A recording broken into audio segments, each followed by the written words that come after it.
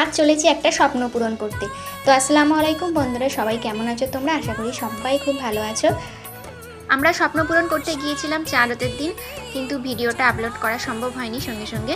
অনেক দিন ধরে ইচ্ছা ছিল এই স্বপ্নটা পূরণ করার জন্য, কিন্তু আল্লাহ যে সত্যিই আমাদের ওপর রাজি হয়ে যাবে এই খুশির দিনে, তো আমরা ভাবতেই পারিনি। সত্যি মাঝে মাঝে অবাক লাগছে যে সত্যি আমরা এই স্বপ্নটা পূরণ করতে পেরেছি।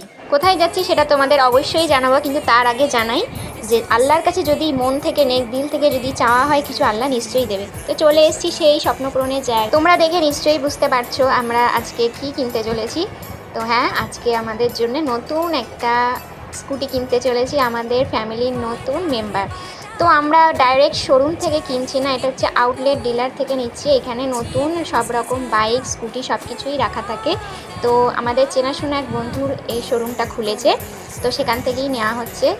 আর এই যে মুহূর্তটা তোমাদের দাদার যে সাইন করছে, সত্যি মানে এই মুহূর্তটা এত মানে ভালো লাগছিল, মানে সত্যি যে কোনো দিন আমাদের এই স্বপ্ন পূরণ হবে সত্যি আমরা আশা করিনি। আর আজকে এই খুশির চাঁদ রাতে সেটা আমরা করতে পেরেছি।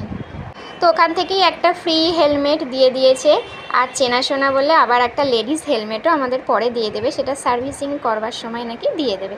তো আমার সত্যি খুব খুব খুব আনন্দ ছিল, সেটা তোমাদের বলে বোঝাতে পারবো না বন্ধুরা।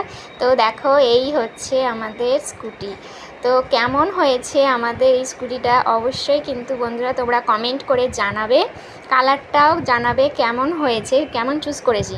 প্রথমে ভেবেছিলাম চালিয়ে আসবো না, ওখানকার লোককে দিয়েই বাড়ি নিয়ে আসবো চালিয়ে, কিন্তু তারপরে দাদা সাহস দিল যে না, চালিয়ে নিয়ে যেতে পারবো, অত ভয় পেও না।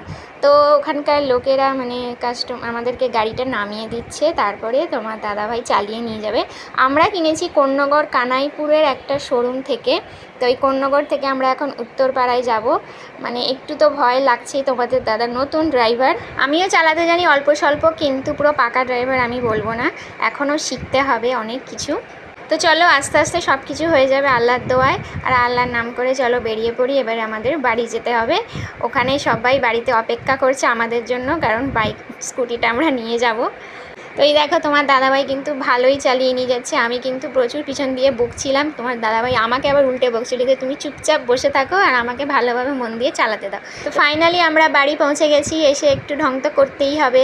তো ভিডিওটা আমি এখানে বন্ধুরা এখানেই শেষ করলাম। যদি ভালো লেগে থাকে অবশ্যই লাইক কমেন্ট করো, জানিও স্কুটিটা কেমন হয়েছে। আল্লাহ।